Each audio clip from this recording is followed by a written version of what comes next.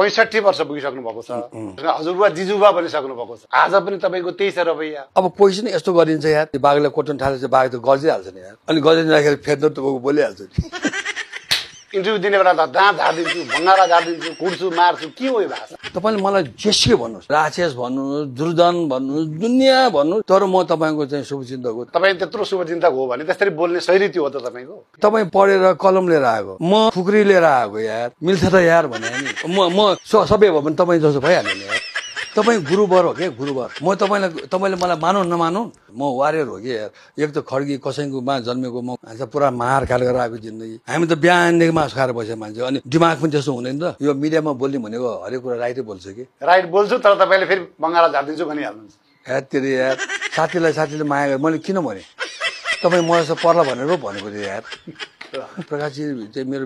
अभिन्न चाहिँ मित्र हो भन्ने एउटा अभिनय मित्र त्यसरी बोल्छन् त